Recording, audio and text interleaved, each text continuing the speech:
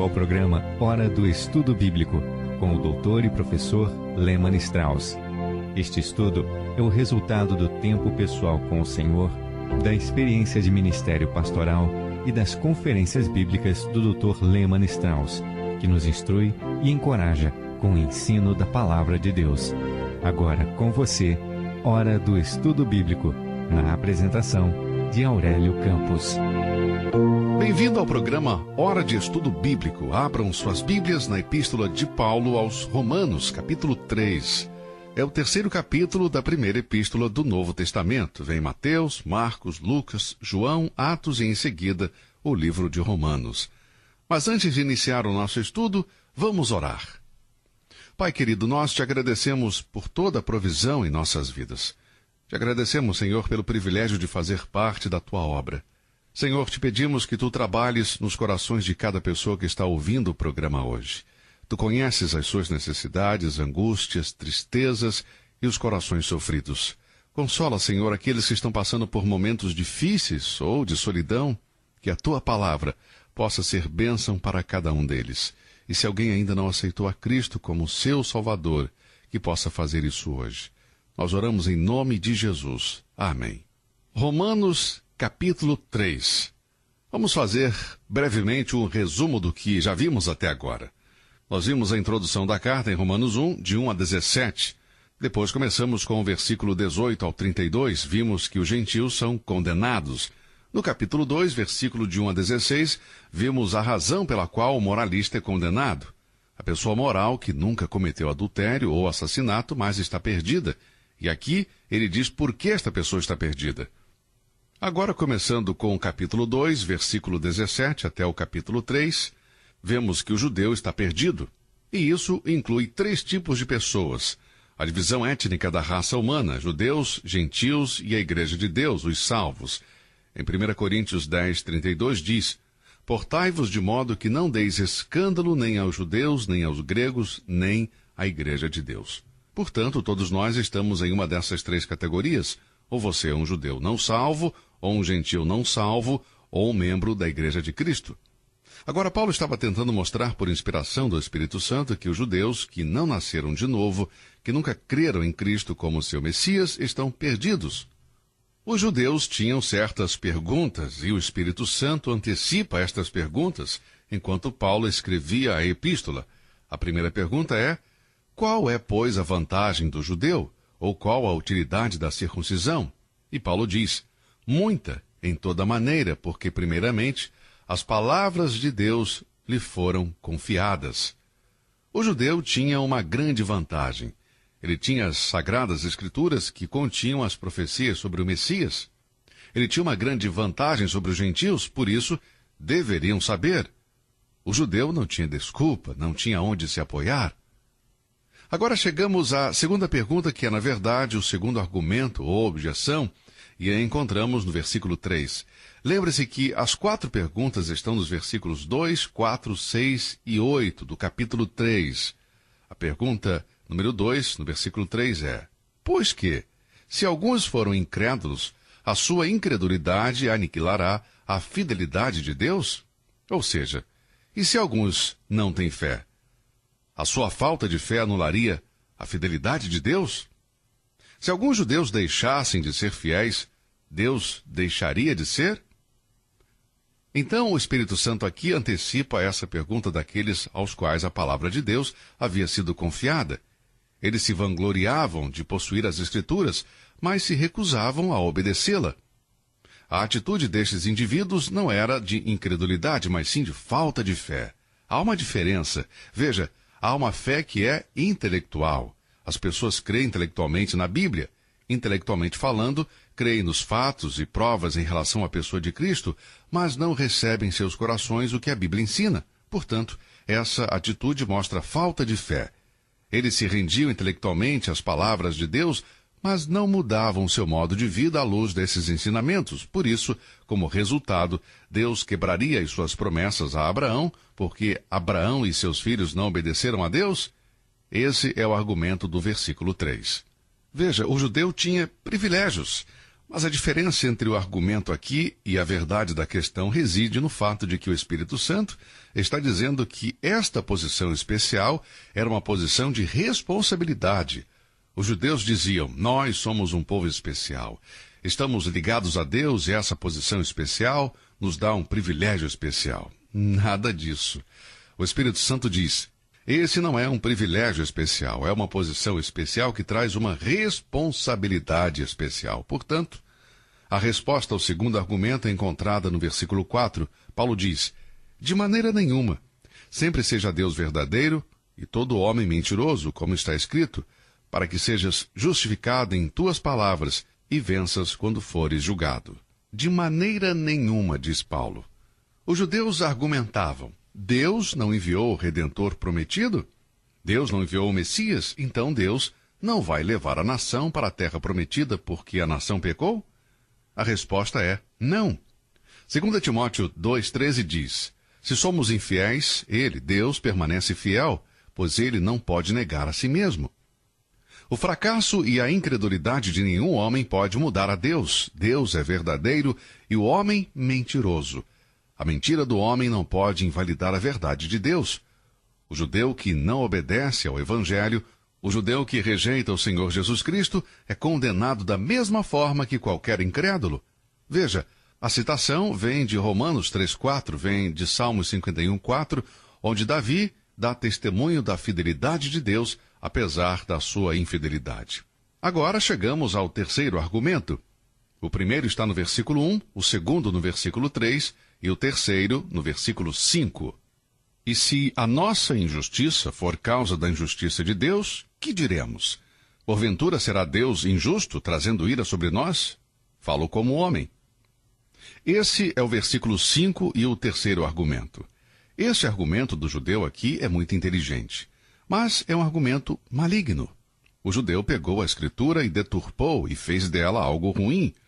O judeu disse: se a nossa injustiça for causa da justiça de Deus, que diremos? Porventura será Deus injusto, trazendo ira sobre nós? Em outras palavras, se a justiça de Deus se faz notória pelo nosso pecado, pode Deus nos culpar por nossos pecados?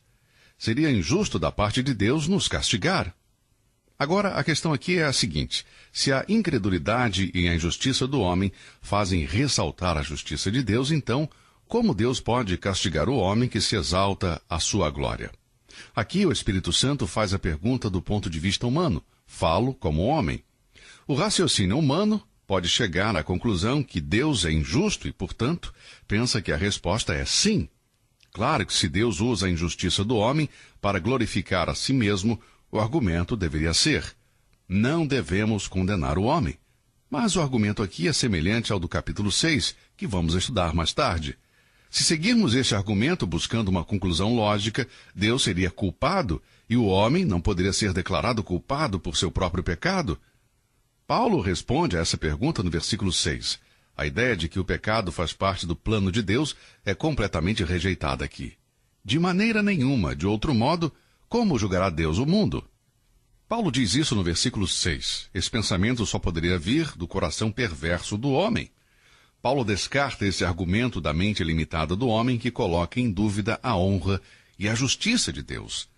Abraão reconheceu que Deus estava certo em julgar os ímpios. Em Gênesis, capítulo 18, versículo 25, quando Deus disse a Abraão que ele traria juízo sobre Sodoma e Gomorra, Abraão disse: não faria justiça o juiz de toda a terra? Deus vai julgar o mundo e, quando fizer, vai fazê-lo com justiça. Cada sentença do seu julgamento será justa. A resposta dada no capítulo 3, versículo 6, reivindica a soberania de Deus, assim como também mostra o texto que vamos ver adiante. Por exemplo, o capítulo 9, começando com o versículo 14, diz: que diremos, pois? Que há injustiça da parte de Deus? De maneira nenhuma. Pois diz a Moisés: compadecer-me-ei de quem me compadecer, e terei misericórdia de quem eu tiver misericórdia. Assim, pois, isto não depende do que quer, nem do que corre, mas de Deus, que se compadece. Porque diz a Escritura a Faraó: para isto mesmo te levantei, para em ti mostrar o meu poder, e para que o meu nome seja anunciado em toda a terra. Logo, pois, compadece-se de quem quer, e endurece a quem quer. Dir-me-ás então, por que se queixa ele ainda? Porquanto quem tem resistido à sua vontade? Mas, ó homem, quem és tu, que a Deus replicas? Porventura a coisa formada dirá ao que a formou? Por que me fizeste assim? Ou não tem o oleiro poder sobre o barro, para da mesma massa fazer um vaso para a honra e outro para a desonra? E que direis se Deus, querendo mostrar a sua ira e dar a conhecer o seu poder, suportou com muita paciência os vasos da ira, preparados para a perdição, para que também desse a conhecer as riquezas da sua glória nos vasos de misericórdia, que para a glória já dantes preparou, os quais somos nós, a quem também chamou, não só dentre os judeus, mas também dentre os gentios. Em outras palavras, não se pode culpar a Deus por sua decisão de julgar o pecador. Agora, os versículos 7 e 8 do capítulo 3 parecem ampliar e expandir o que é ensinado nos versículos anteriores, 5 e 6. O homem ímpio aqui faz uma pergunta, desafiando o direito de Deus puni-lo como pecador. Veja, o judeu é encurralado aqui nesses versículos. Não vê nenhuma saída.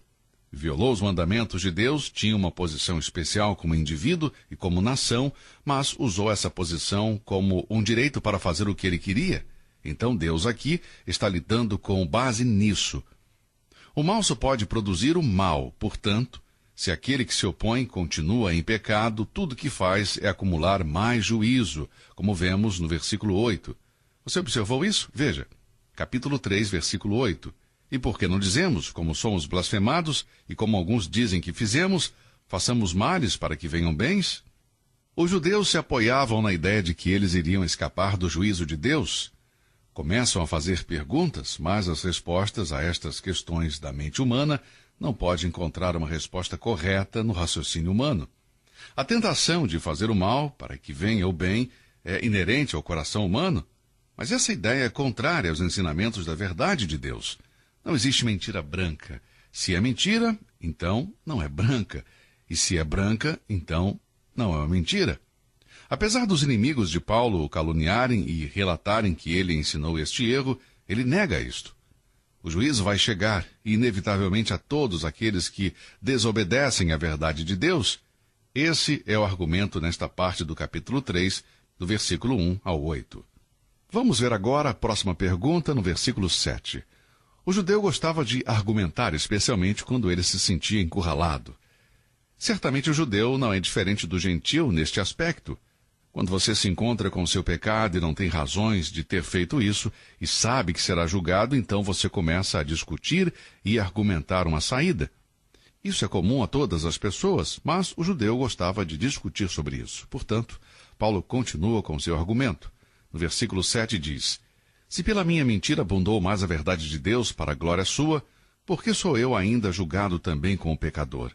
O judeu ainda está argumentando que se de alguma forma o pecado do homem enfatiza a justiça de Deus, isto é, se a mentira do homem faz ressaltar a verdade de Deus, então como Deus pode julgar de maneira justa o pecador? Veja, agora o judeu está tentando argumentar que ele deve se livrar do juízo. Está dizendo, deve haver uma maneira de me livrar do juízo. Essa é a base do seu argumento. Agora, isso é astuto, é um raciocínio inteligente, mas é falso. É uma tentativa de escapar do problema real e serve de refúgio dos pecadores. E o judeu era um pecador, assim como o gentil. Então Paulo diz, se vocês vão dizer isto, então vamos para a conclusão lógica do argumento e ver exatamente onde ele leva. E qual é a conclusão lógica desse ensinamento? Vamos fazer o mal para que venha o bem. Essa é a conclusão lógica desse ensinamento, e isso é exatamente o que os judaizantes haviam ensinado. O fim justifica os meios. Não importa o que você faz se o final é bom. Façamos o mal para que venha o bem. Essa parece ser a filosofia moderna. As pessoas veem algo que eles pensam ser bom, vindo de algo mal. Por exemplo, o homem rouba algo e não é pego. Vamos supor que roubou dinheiro. E vamos supor que ele vai usar o dinheiro roubado para alimentar sua esposa e seus filhos. Então ele pode concluir que usou o dinheiro para uma boa causa. O que ele fez então foi certo. O fim justifica os meios. Vamos fazer o mal para que venha o bem. E Paulo diz, é exatamente isso que eles dizem sobre nós, mas é calúnia, não é verdade. Você sabe por que disseram isso de Paulo? Paulo ensinava a salvação pela graça sem obras, por isso os judeus usaram essa doutrina contra ele. O que eles estavam dizendo era: este homem, Paulo, diz que quanto mais você pecar, o resultado é melhor. E Paulo diz em Romanos 5:25, onde o pecado abundou, superabundou a graça. Eles estão acusando Paulo de ensinar que o fim justifica os meios. Agora, Paulo refuta isso e lhes dá uma resposta. Temos duas lições importantes aqui. Primeiro, o legalismo estrito leva à pior permissividade. Atualmente existem pessoas bem-intencionadas que querem manter a lei, querem impô-la a todos os crentes. Por exemplo, dizem que você deve louvar a Deus aos sábados, que é o dia do descanso. Eles dizem que se você não ensinar os 10 mandamentos, está pecando. Esse não é o ensino correto. Aqueles mesmos judeus que não aceitavam o fato de que eles estavam condenados, que não aceitavam a Cristo como Messias e Salvador e dependiam da sua própria lei, no final disseram: façamos o mal para que venha o bem. Este é o resultado lógico de tal ensinamento. Também temos pessoas que se dizem cristãs e que acreditam nas mesmas coisas, da mesma forma que os judeus confiavam em sua lei, sua circuncisão, sua nacionalidade. Da mesma maneira temos aqueles que nasceram em famílias cristãs e tentam manter os 10 mandamentos, a fim de irem para o céu. Amigo, se você pensa dessa maneira, você precisa ler esta passagem e verá que não há refúgio para um pecador que tenta guardar a lei. Não há salvação para um pecador por meio dos sacramentos. Uma pessoa não é salva por ter nascido em um lar cristão. Não há salvação para um pecador por meio da sua família, não importa quão boa ela seja. Essa é a conclusão desta passagem do capítulo 3, versículos de 1 a 8. Todos nós precisamos de redenção. Precisamos ser redimidos, precisamos ser salvos, precisamos ser libertos da culpa do pecado. Bem, Paulo tratou com os gentios no capítulo 1, versículos 18 a 32, tratou com os moralistas no capítulo 2, versículos de 1 a 16, e com o judeu no capítulo 2, de 17 ao capítulo 3, versículo 8. Em nosso próximo estudo, vamos ver o veredito final de Deus para o mundo inteiro, e este veredito é de culpado. Mas graças a Deus que existe uma saída. Deus planejou tudo. Porque Deus amou o mundo de tal maneira que deu o seu Filho unigênito para que todo aquele que nele crê não pereça, mas tenha vida eterna. Amigo, se você não é salvo, se você tem confiado na sua igreja, nos sacramentos, na sua origem, no fato de que sua família é cristã, você pessoalmente e individualmente deve crer no Senhor Jesus Cristo para ser salvo. Confie nele hoje, agora. Se Deus quiser, vamos continuar este estudo em nosso próximo programa. Que Deus o abençoe e até lá. Você ouviu Hora do Estudo Bíblico com o professor e doutor Lehmann Strauss, na apresentação de Aurélio Campos. Se você deseja ouvir novamente esta mensagem, visite a nossa página na internet www.bbnradio.org. Fica o convite para você nos acompanhar amanhã, neste mesmo horário, aqui na BBN. Hora do Estudo Bíblico é uma produção da BBN.